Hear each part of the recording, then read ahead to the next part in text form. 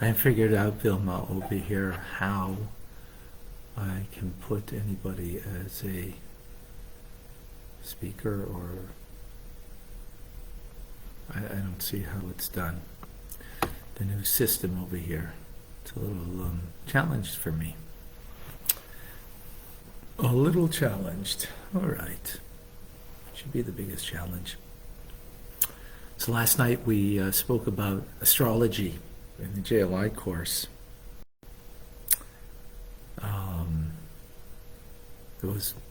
I found it very fascinating.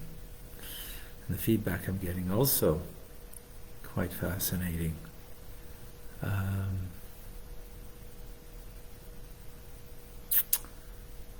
at the end, as the old story goes, you know that 7-year-old girl that asked her mother, "Mommy, where do we come from?" And she said, "Well, I come from God." Then she goes to Daddy, and "Daddy, where do we come from?" And said, "Well, we evolved from the ape." She's a little confused. I mean, I would be also if I had such parents. They probably all do. Or not all of us, but some of us at least. Goes back to Mommy. "Mommy, I don't get it. Daddy says this, you say that." Says, "Listen, from my side of the family, you come from God. From his side of the family, you come from apes. Now you choose." Really, in the end, it's about choice. Take a choice. Where do you want to come from? Quantum mechanics means the observer is creating the reality. So you're the observer. You choose. That's what it says about Adam. The word Adam, comes from the Adama, earth, but also comes to Adameh, that I'm similar to above. So we stand on 2 feet and we have a choice. Either we could look above to the heavens and see godliness. We could look below and see earth, see ourselves, see a material world, and that's the only reality. All right, some of the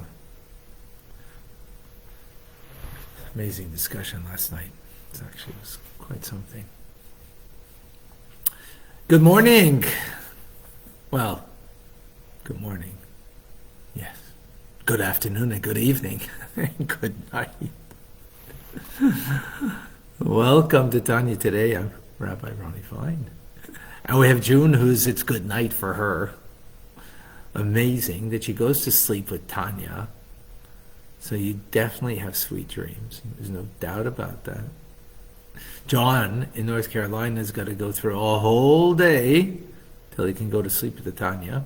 But I'm sure it'll be sweet dreams. Rabbi is, well, he's in the middle of the day. Michael in the middle of the day in Morocco and Germany. Right. Beautiful. Welcome. We have Eugenia with us in Calgary, fellow Canadian.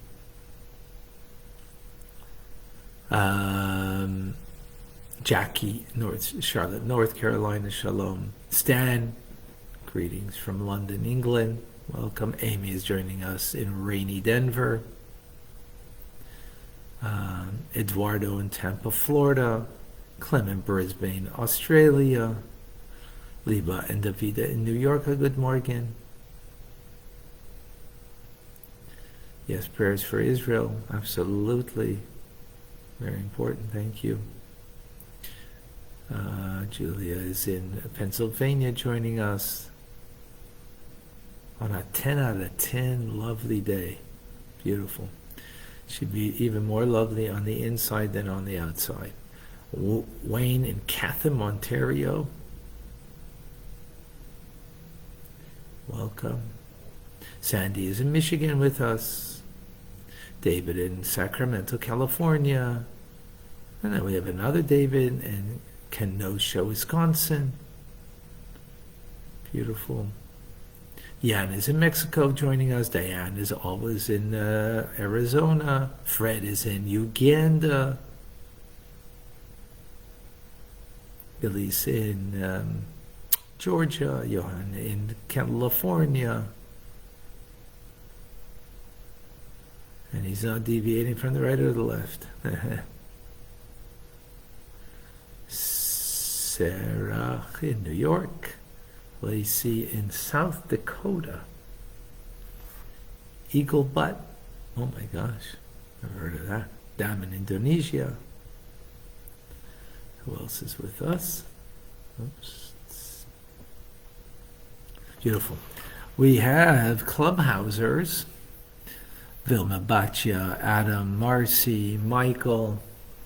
We have with us Instagrammers, Akoya in Peru, Rachel, South Carolina, Yeli, I think New York City, Yosef Yitzhak, if I got that correct.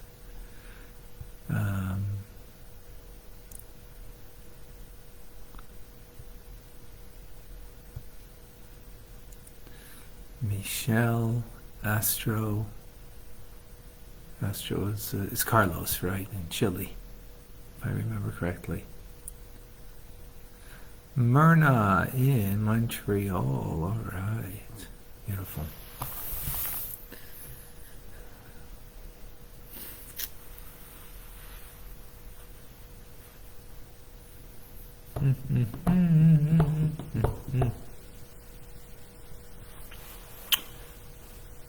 So what's on your heart that you talk about?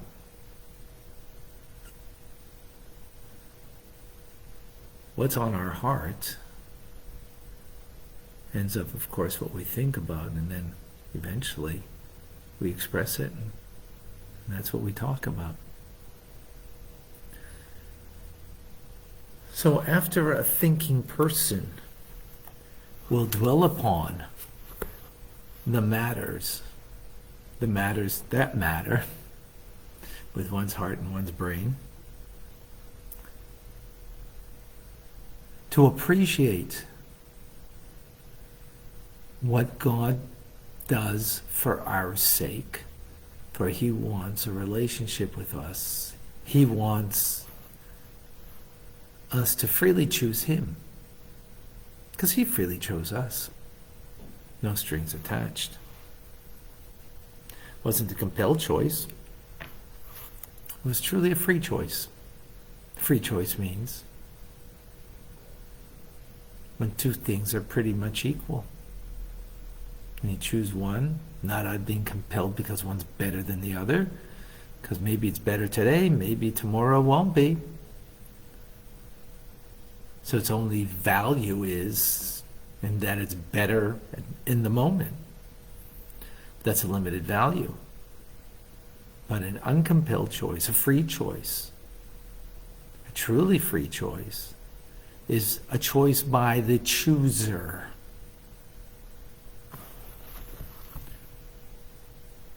If I have an apple in one hand that I love, an orange on the other hand that I'm allergic to, it's a compelled choice.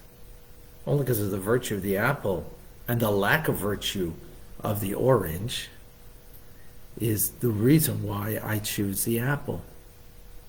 It's not an inherent choice.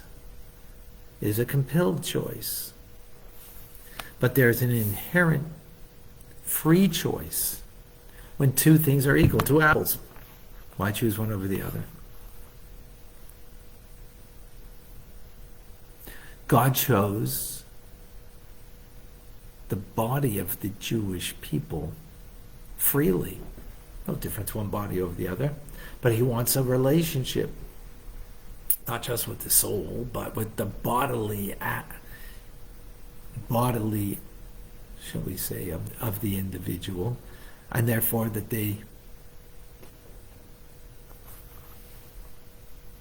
that's what God wants, that relationship.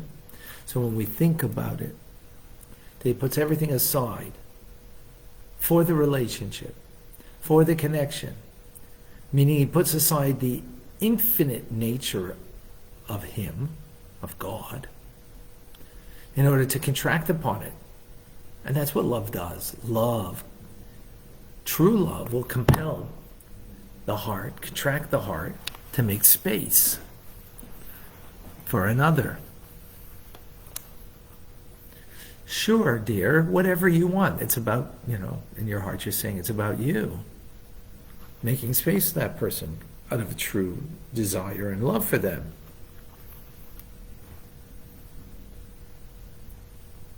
That's what God does for us. So when we think about that, meditate upon it, any thinking person will then want to mirror back and reflect back and also compel our hearts in a love of God, that we're ready to abandon our nature. God abandoned his nature of the infinite, so to speak, right? So we abandon our nature of the finite, limited, human condition. Ready to give up the human condition in order to embrace the divine condition. And what's a divine condition? Well, a divine kiss, a divine embrace. A divine kiss means two lips that come together and spirit that is in the spirit of the other. The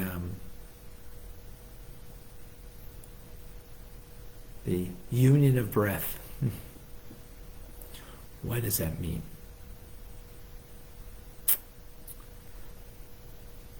So in the Shema, in the ultimate prayer of Hear, O Israel, the Lord our God, the Lord is one.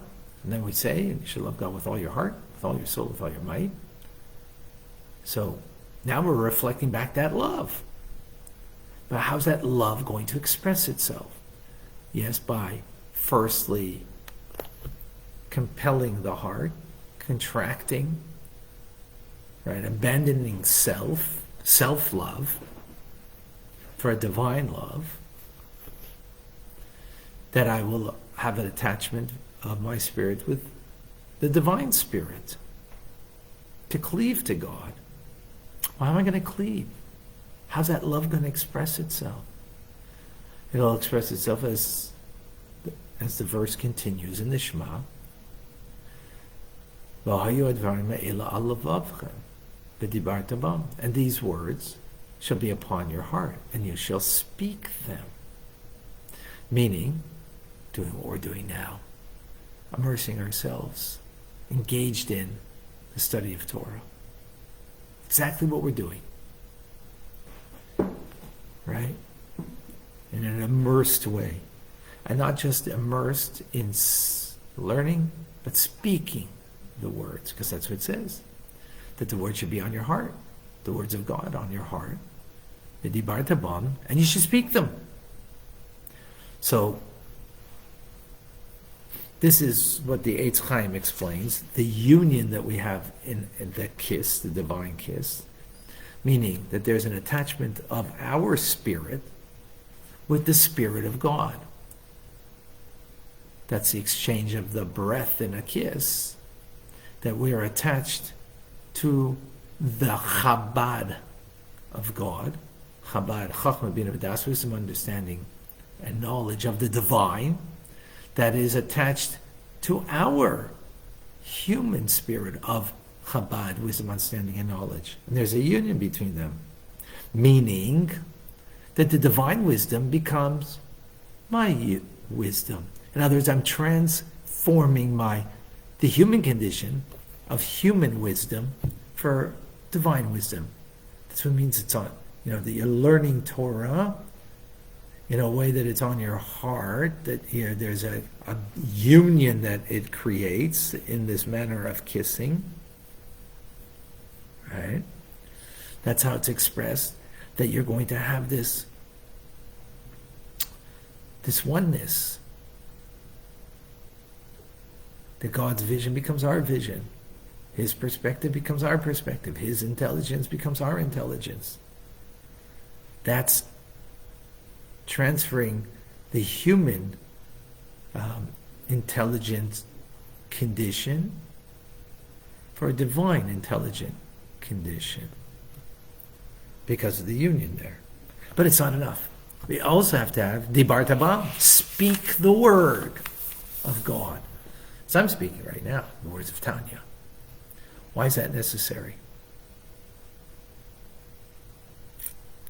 Because when you speak the word, man does live.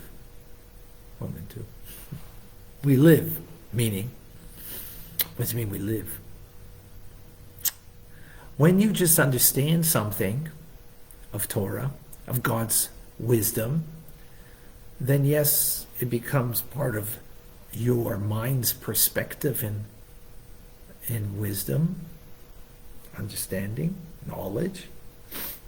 When you speak the word, now you engage another element of your being, your animal soul.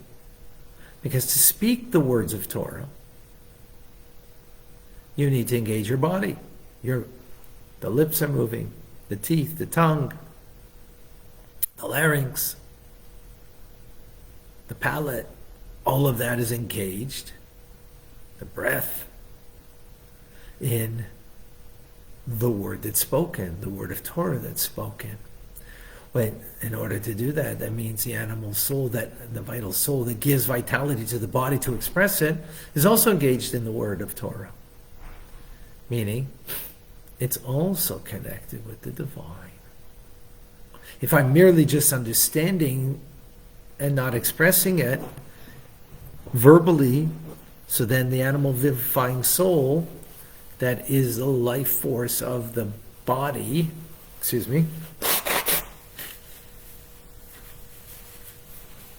is not engaged and therefore not united in a union with the divine. So therefore, we need to be able to also express it in words. That way my whole being is then bound up in the words of Torah. That all flesh shall see. That the glory of God means all flesh. Means the flesh of me, not just the spirit of me. The spirit of me is the understanding that I get. The flesh of me is that I express it. And this is the ultimate intent of our service over here, is to bring the infinite life of the Ein Sof of God down here below, to the lowest element. And the lowest element is not our spirit, but is our body, and vivifying animal soul that gives the vitality to our body. And that is an initiative that begins with us from here, that we are ready to surrender ourselves to God as He surrenders Himself to us. We just reflect that back and we surrender to Him and give everything we have in order to be connected, bound, united and one with Him. And that's the water that mirrors the image of the face. And that God does for us, we then mirror that back to Him and have this reciprocal love and bond and relationship as a result. So folks, you know what that means. You're listening now. You got to share this with somebody. Because when you put it into words, sharing the Tanya, you've now not just taken what you understand of the divine wisdom and that's been incorporated in your spirit, but you are now taking it and by saying the words of the Tanya, expressing it to another, you're incorporating your vivifying / animal soul that's giving vitality to your very body that is engaged now in a union with God, not just in spirit, but in body too. Very powerful. Very powerful.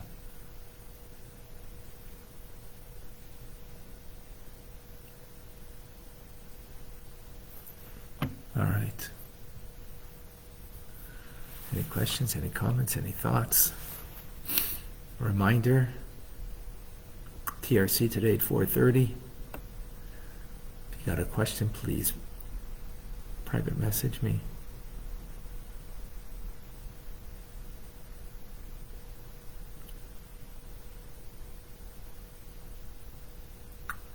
Judy.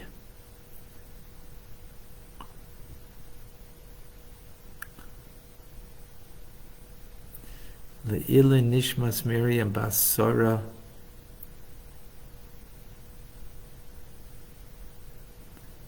Your Bubby, your grandmother, heroine of the Holocaust. Okay, may her memory be a blessing for you and for all of us.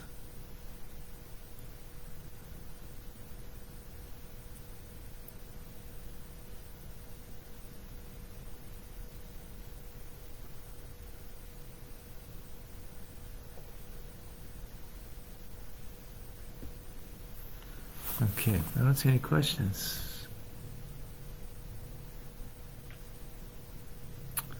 All right, beautiful.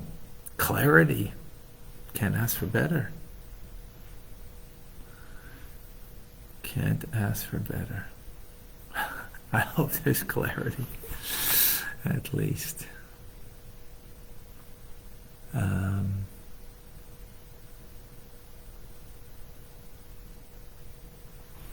All right, Rambam coming up right now. And then, again, 4:30. If you're not part of TRC, Tanya Rabbi community, beautiful community, like-minded people. I don't know if you can find this anywhere. So, strong suggestion.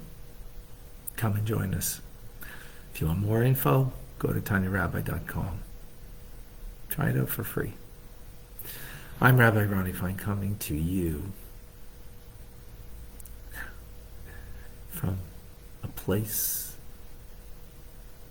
that is close to my 3 daughters and grandchildren. I'm in the Bet Tefillah congregation, joining for you today. God bless you. Have an amazing, wonderful day. Thank you all for joining.